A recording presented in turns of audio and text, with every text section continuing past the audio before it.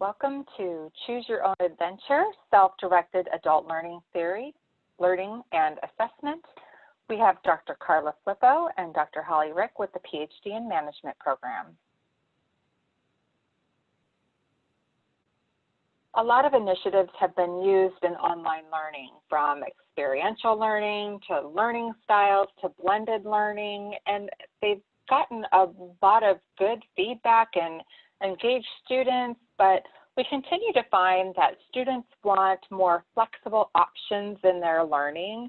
So as I call it, course in a box, they no longer want to have this course in a box experience where they start with, here are your set expectations, you're going to have a discussion this week, and this is what it looks like, along with their homework assignments. This is exactly what you need to research. Here's exactly how you need to put it together and create that work. Students kind of go through the motions after they've done so many of these courses, and they're not really retaining information and skills and content that we want them to learn. So we looked at different approaches to building our curriculum that we could develop students with a strong creative capacity that have the abilities to take information and create different things. So as we went through all of the different learning theories that were out there, we identified the self-directed learning theory as the theory we wanted to apply for our curriculum. And self-directed learning theory really is where the student is going out learning, they're kind of bringing the information back, where the faculty is more of a guide on the side to make sure that the students are staying on target, they're not talking about different topics that they shouldn't be, that they're really focused in on those learning objectives of the course. Our intention was to develop ways to improve our assessment and learning. So continuous improvement of engaging our students, looking at our data to see what was working well, what was not working well, but really our focus was preparing our students for the dissertation process. Many students seem to have a disconnect from going from their content courses to moving themselves into the dissertation and being ready to take on that major project. And what we found was in our build of our new curriculum is that learners developing their projects based on themes that they explore and right within the context of the course actually kind of gives the student that meaningful personal experience in the class and become a little bit more engaged. Next slide, please. One of our observations related to the difference between structuring the courses using the self-directed learning model and conventional models, as Dr. Rick was talking about the course in a box, and was that we observed that students, even though they were getting all the essential skills using other pedagogies, they weren't necessarily able to absorb or understand how those skills could be leveraged for their doctorate dissertation. And so when we developed these courses, that was something that was kept in mind. And we found that by allowing for that flexibility for the students to do some exploration, as opposed to providing them with all of the information that was necessary, was really beneficial in helping them understand the importance of what analysis truly meant and what synthesis truly was, and that they were doing it from the context of what was important to them.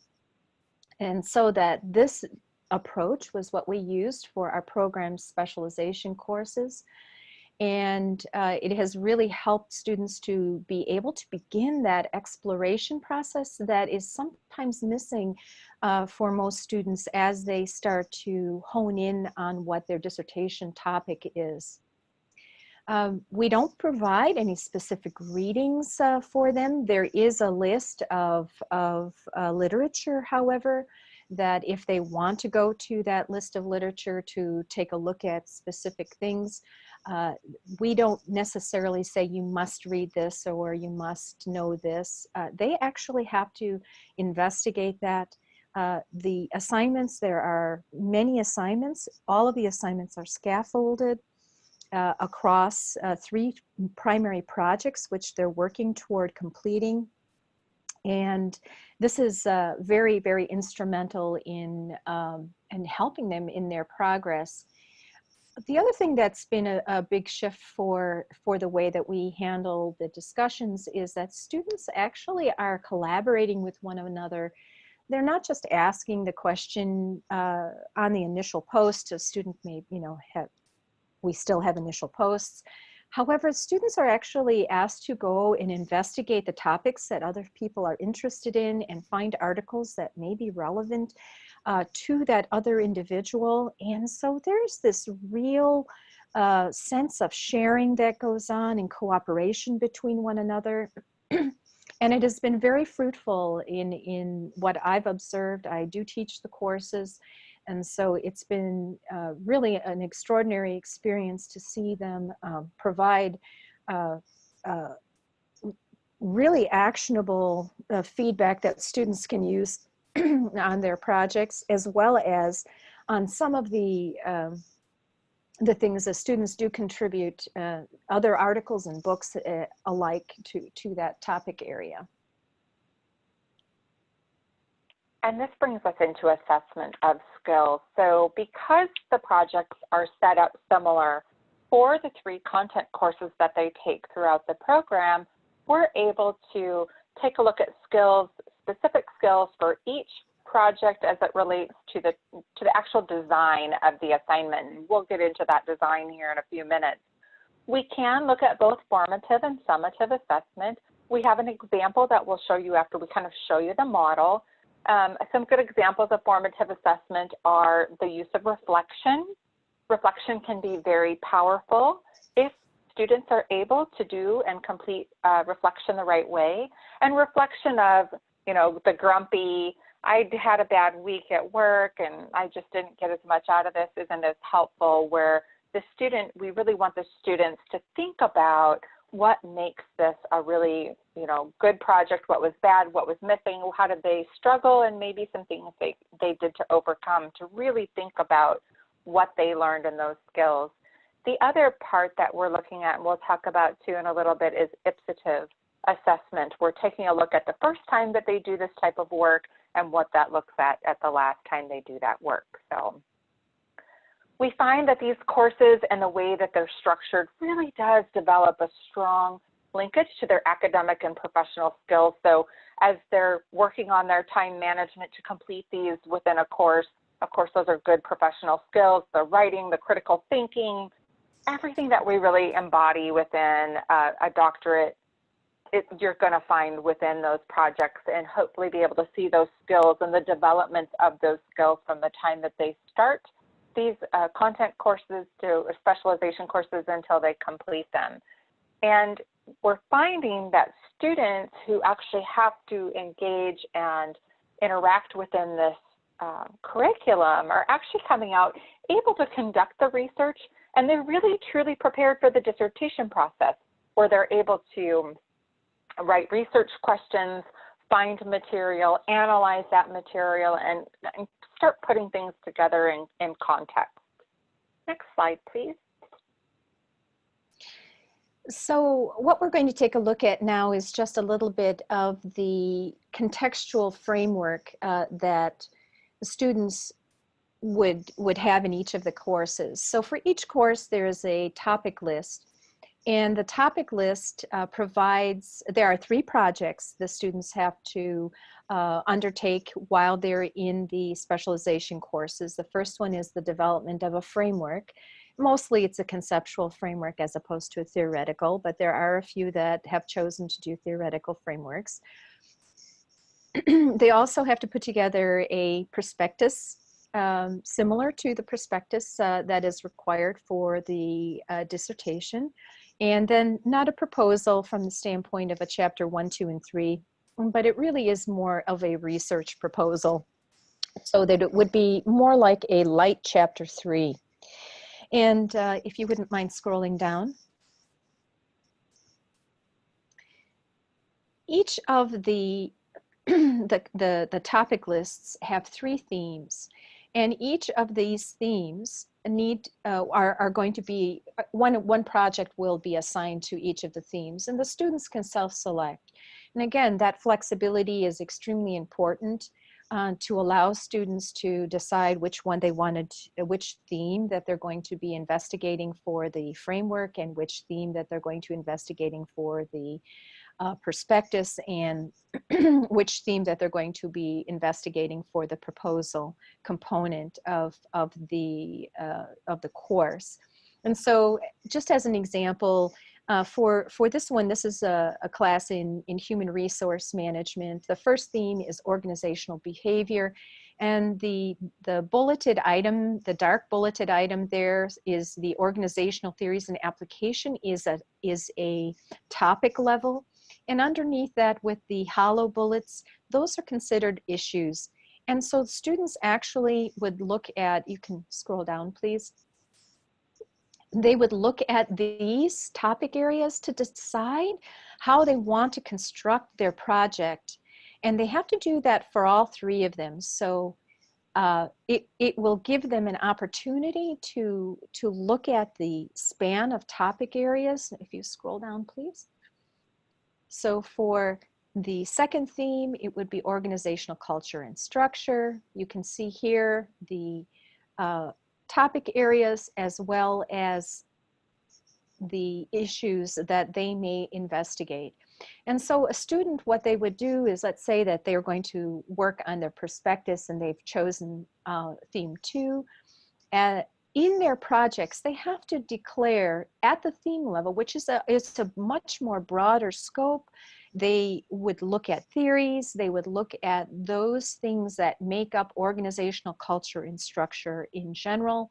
Then they would go into a little bit more detail under perhaps organizational structure influencing cultures and employees, look at that literature, and then they would combine 2 of the issues underneath that, those hollow bulleted items, to construct the fidelity or the specificity of their topic area. And if you scroll down so that we can just see the 3rd area, that's great. So each student has the flexibility to choose which one of the themes that they're going to assign to each one of the projects. And this is just an indication of how the classes are structured. We do not give them things to read specifically. They must construct their own understanding about these topics. Now, one thing that's a very important point is that at the theme level, that is more of a theoretical level. It is more of what you would consider a breadth of the topic area, and we see more, and we encourage them to investigate more of the seminal and germinal works of that part of the literature. And we could go to the next slide so we can show how the projects are constructed. Oh, actually, before we do that, let's look at what a hint looks like. Yes. So what we've done for the course is that we have developed what we call hints. And each of the weeks, we have actually shown the students what we expect the discussion to look like, how to format the discussion. We felt that it was much more simpler for the student to know exactly what's being expected of them. And so for instance, this is for week 4. This week is all about synthesis and frameworks. The student example for the discussion, they must always declare their theme, their topic and issues, because if the instructor doesn't see that, it's very difficult to discern, are they really keeping within the boundaries of what the course is, in the construct of the course. And so then they declare their research question. In week 3, typically is when we construct research questions for their 3 projects. And again, this is all scaffolded, and it does change. It's nothing set in stone, so it gives the students flexibility to explore and expand on their ideas. If you would scroll down. They talk about, and in this example, the discussions are focused on an article typically, and they must investigate and analyze the article from the standpoint, in this case, for a framework, and then show how they might use this within their own framework in the, as you scroll down,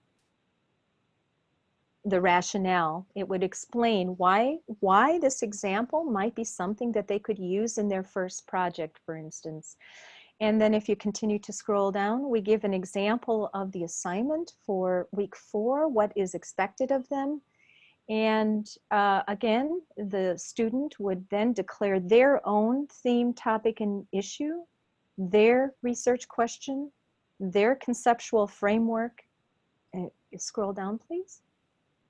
Their concepts that they need to be investigating, where they came from the standpoint of the literature. And then finally, as you scroll down, you'll see that we've included that the students must also develop a graphical representation of the framework. This is the level of specificity that the students receive and have been very successful in being able to articulate their ideas about the different topics. Next slide, please. This is an example actually portraying what occurs when the students select the various themes. There are 3 themes, as I spoke of earlier. I gave an example of the content list. And for this one, this example is primarily for human resources, the organizational behavior, organizational culture and structure, organizational effectiveness assessment and evaluation. And again, giving them the ability to be flexible and build their creative capacity. It is very exciting for students to be able to go and investigate those 3 areas. Next slide, please. In the next slide, what this shows is this is the topic area. Again, we're looking at organizational behavior as the theme. These are the 3 topic areas, and the students would then select from one of these 3 topic areas in order to begin to do a little bit deeper dive and construct their topic or idea a little bit more, it's more focused at this point. Next slide, please. And in the final slide, this is the issues that fall under the organizational theory and application. And so what we ask students to do is to look at a cross-section of issues. So they may select power and politics in both domestic and global environments, and diversity and ethics in a global environment. And so they begin to look at research related to those topics and then start to develop their ideas. And it also helps to inform their research questions and things of that nature. So that's how they start to specify their topic areas. Next slide. So the big question may be, how do we assess all of these different types of projects? Because we utilize the same framework within all 3 courses of our specializations, the framework is very easy. We scaffold in different skills that we're looking for within each project, how those students are structuring their research questions, how they're doing their research, writing, all of the components that you would expect to find in that research. But along the way, from the first class that they take to the final class that they take within the specialization, we would hope to see the student grow and be able to do better writing, better researching, better questions, critical thinking, and all of this is scaffolded again throughout the course assignments and throughout the rubric. Because we have the exact same structure for those 3 courses, we are able to do ipsative assessment, which means we can take a look at what they're doing in that first course, what they're doing in that final course, and look at their growth or lack of growth, so we can actually assist them as they move on to their next course and maybe update curriculum as we see that some other component needs to be maybe shared or looked at. The information could also be beneficial for the future dissertation chair to help them identify maybe where that student needs some additional support. Formative assessment, here's a wonderful example of a formative assessment weekly reflection from a student. Again, as I noted earlier, it truly is about what have I learned? What do I learn more about that topic? How do I search a little bit? It's not just a complaint. So we help them learn how to reflect effectively. And then we have, of course, our summative assessments.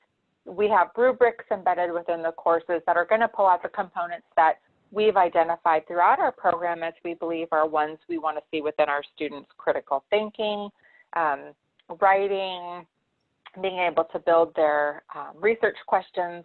All of this is so important so we can see that those students are truly ready to begin their dissertation journey. Next slide, please. And another big component is also the fact that students are actually coming at this from a very collaborative and supportive or cooperative manner. And so the students do support one another by identifying additional articles and other materials for students. And from that standpoint, faculty do too. So as a faculty member who has taught the course a few times, and I'm very interested in innovation, so I tend to teach in the innovation track. I would go and look for articles that are relevant to students, or perhaps help them to expand what their concepts are a little bit by getting them to read a few other areas that might touch upon what they're interested in that they may not have thought about, or looking at different search terms. There's all sorts of things that students are helping one another with, which is it's a very fruitful and much more relaxed environment. Students also provide each other with feedback. On the weeks that they have the projects are due, students actually go through and help each other and provide evaluations from the standpoint of perhaps looking for weaknesses in their initial papers. We have them actually post them. Students can then have those discussions and support one another. And it's been really interesting to watch how they've been able to support one another. As a faculty member, I may go in and make some recommendations of things to just pay attention to as well. So they get a little bit of feedback from me prior to submitting their final paper or their final project for that matter. In the cases of faculty, you know, we have chosen, not all of us, but some of us meet with our students online, either using the Collaborate Ultra in Blackboard or through Zoom. And we spend a little bit of time, maybe an hour, once every 3 weeks, and certainly on those weeks where a major project is due, just talking about things that they've learned and things that they're curious about. And the thing that we reinforce is that this is the first step in the process of developing a coherent understanding of what their specialization really entails. And students are really starting to understand the importance of why these classes are being designed the way that they are, and they're actually quite excited about the process of experiencing this new method. Next slide. And with that, in the conclusion of the entire experiment that we have been under is that self-directed learning paired with boundary content flexibility improves exploration and student intrinsic learning capacity. And so we have really enjoyed very much presenting this information, and thank you very much for watching.